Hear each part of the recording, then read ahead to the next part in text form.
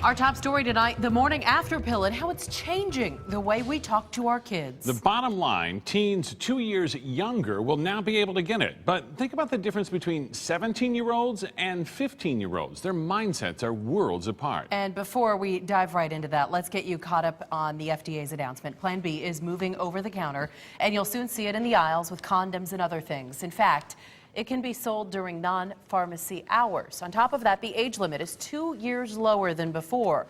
Now, 15-year-olds can buy it without a prescription.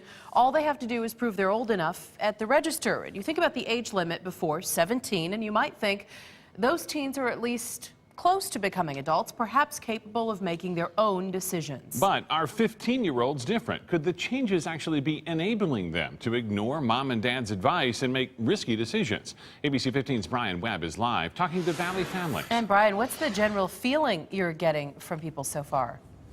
I can tell you parents are painfully aware how quickly kids are growing up these days, but the thought of their little girl going into a pharmacy like that to get her hands on the morning after pill without them knowing, well, that is enough to send parents running for some aspirin. The morning after pill up for grabs to 15-year-olds. No prescription, no parent, no problem. 15-year-olds, they're kind of in that transition to adulthood. Meet Brian Crow here with his 13-year-old daughter and her friend. He doesn't like government taking parents out of the pregnancy equation, especially for daughters not even old enough to drive. It would be a shame for them to do something that maybe they regretted without the advice of their parents.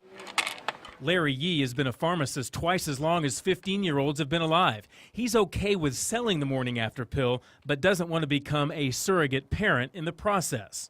Parents may be coming at me with a lawsuit or coming at me with saying, why did you sell this to my child? Other Valley residents say Plan B is a good plan, at least better than parents hiding their heads under the pillow on teen pregnancies. There should be a way to have protection because things happen. It's not a reasonable age to get pregnant, but if they get pregnant, you got to do something about it. That's the problem. I'll second that. But for Brian, it's just another adult conversation he'll have to have with his young daughter way too soon. We try to be as open as possible as we can with our children, and our hope would be that they would come to us if they face that type of an issue.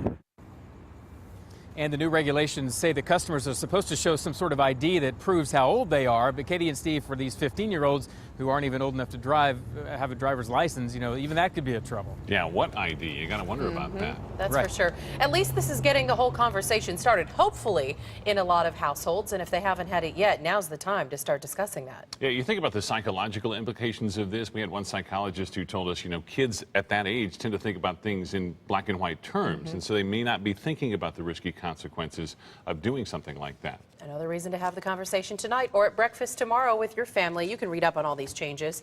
The FDA's changes on our website. Of course, we're asking all of you to weigh in on abc15.com, Facebook, and Twitter. Let us know about the conversations happening in your family.